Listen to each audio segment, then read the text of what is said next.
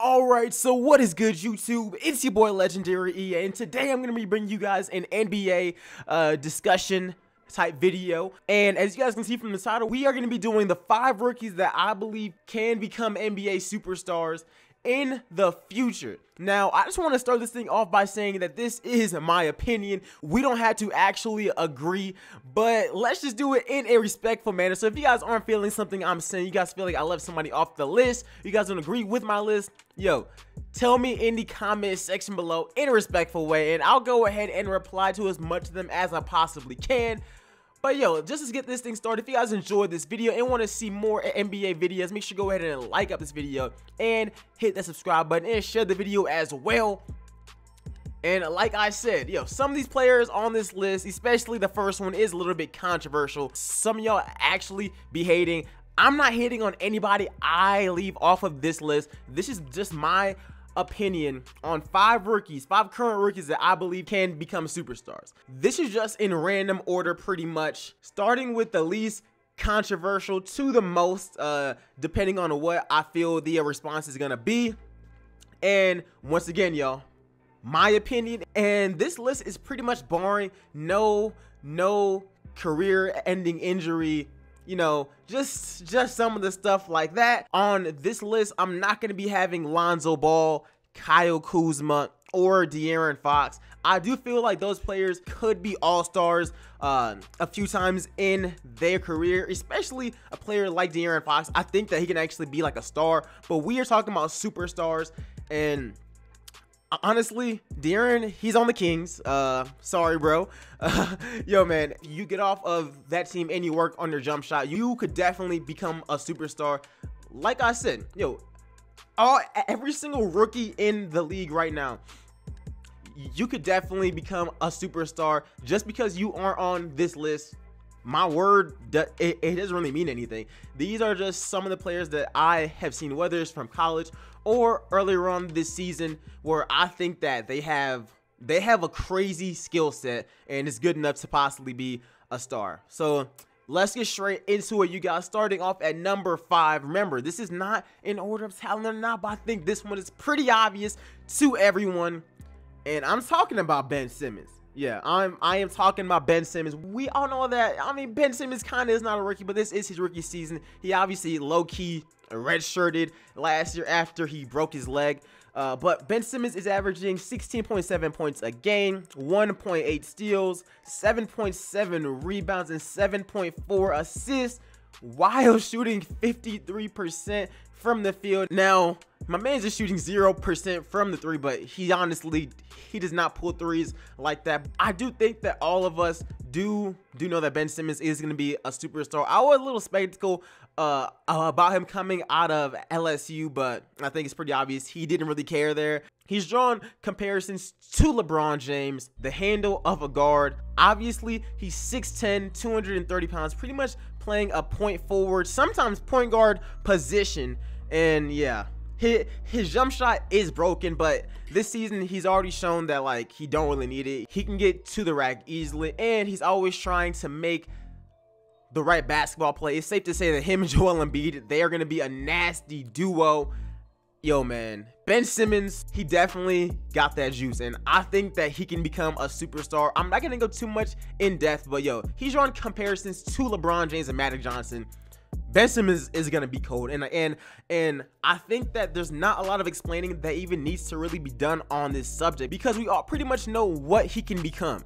So heading on to number 4, and with number 4, we have Jason Tatum of the Boston Celtics. Now, in Tatum's rookie year, he's averaging 13.5 points per game. He's averaging 1.4 assists, about 5 rebounds a game, while shooting 48% from the field and 43% from the 3. Yo, Jason Tatum, I'm not gonna lie, man, I knew he was gonna be good coming into the league, but this man is dominating. The Boston Celtics currently are the 2nd seed in the Eastern Conference, and that's thanks to him and Kyrie Irving. And after Gordon Hayward went down, I think everybody pretty much believed that, like, we all thought that they would still make the playoffs, but probably as like the 8th seed, but they have been dominating, y'all. I know that they are kind of on a slump right now, but they have definitely been dominating, and players like Tatum and Jaylen Brown have really just stepped up. And I think that Jay does have the talent to become a star. People have compared his game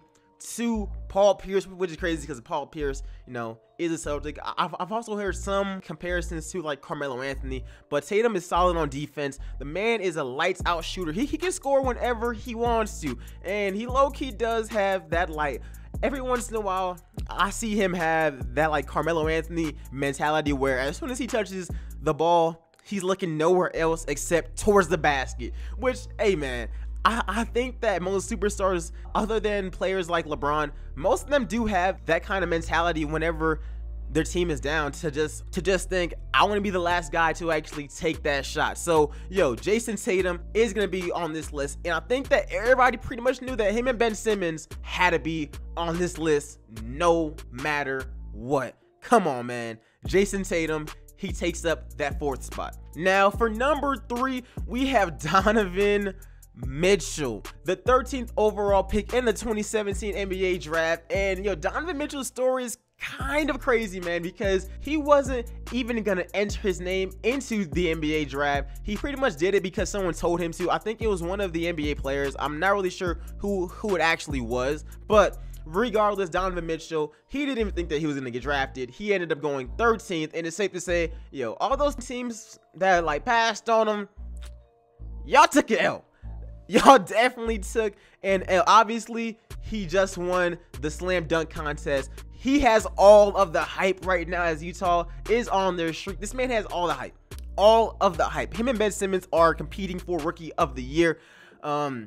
He's leading all rookies in points per game with 19.7 points per game. He's averaging about 3.5 assists and 3.5 rebounds with 1.5 steals per game, while shooting about 36% from the 3 and 34% from the field. Donovan Mitchell, yo man, the Jazz were supposed to be worse than they actually are. Obviously, they lost Gordon Hayward. They drafted Mitchell with the 13th pick, thinking that he was pretty much going to be a role player. This man turned out to be carrying their entire offensive load and leading the charge of their entire team.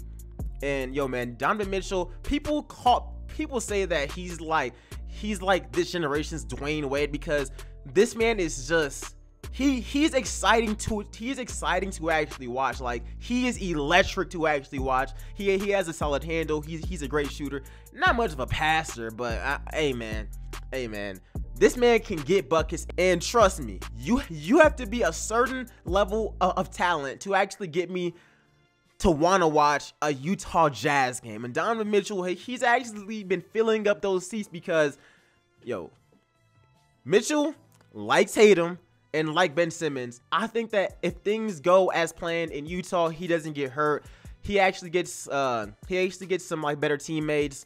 Gobert steps up a bit. Yo man, Utah, y'all definitely got y'all a steal. All right, so getting into number 2, y'all, this is where the controversy starts, because with number 2, we have Dennis Smith Jr. And obviously his name has been in the news because of the whole NCAA thing, but man, if he got $73,000 and still didn't sign with ASM, hey man, that's a W. That's all that I'm gonna say there. But yo, we got Dennis Smith Jr. He's averaging 14.7 points per game, 4.8 assists, and 3.9 turnovers, while shooting 39% from the field and about 31 from the 3. Yeah, Dennis Smith is definitely gonna be a project, but I do see a lot of the potential there.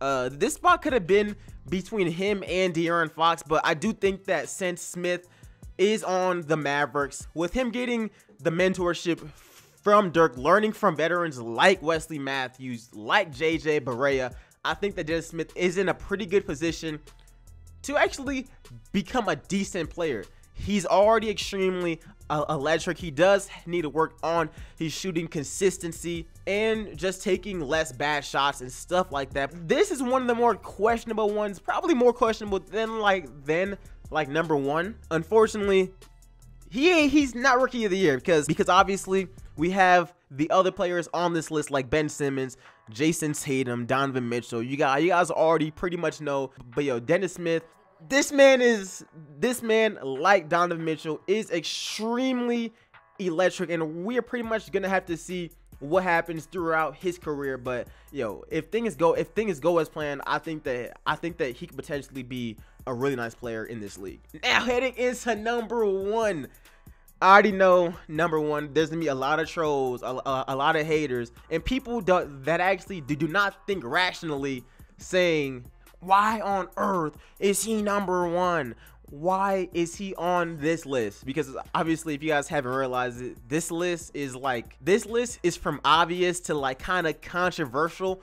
And with the number one spot, I do have Markelle Fultz. Yeah, the number one overall pick in the 2017 NBA draft. He's only played 4 games, and I know the jump shot. What's up with that?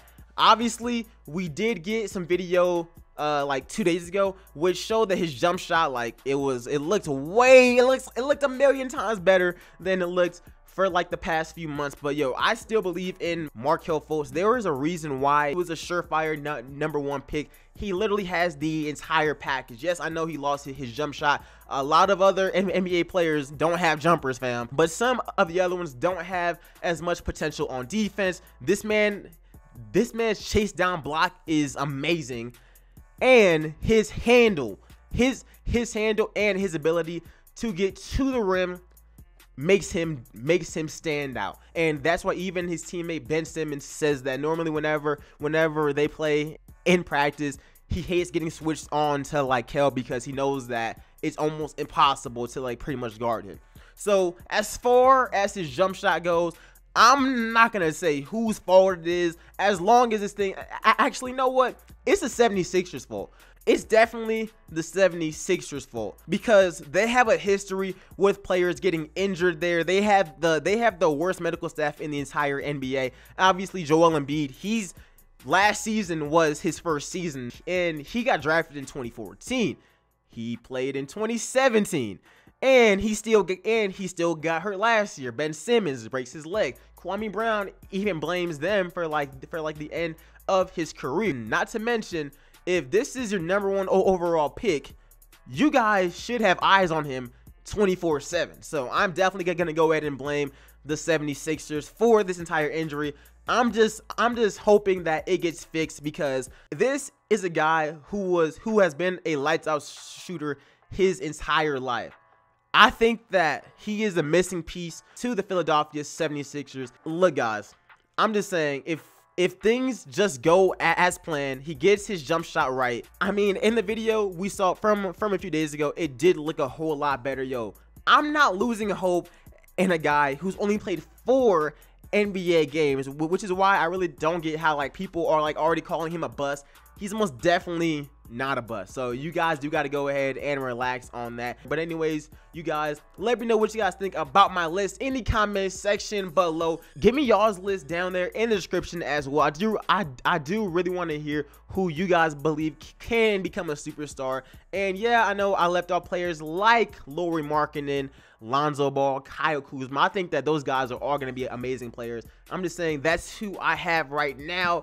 Truth be told, all of these players could actually become superstars, or all of them could just be regular starters, or even end up being role players. We really cannot predict the future. That's all that I can say just from looking at them currently and looking at Markelle Fultz's skill set. I mean, before the draft, he was being compared to like James Harden, stuff like that. We're just have to wait and see for all of these guys, because at the end of the day, they are just rookies. But anyways, I do hope you guys enjoyed this video. Make sure you go ahead and like it up, hit that subscribe button, and I'll see you guys tomorrow with another video.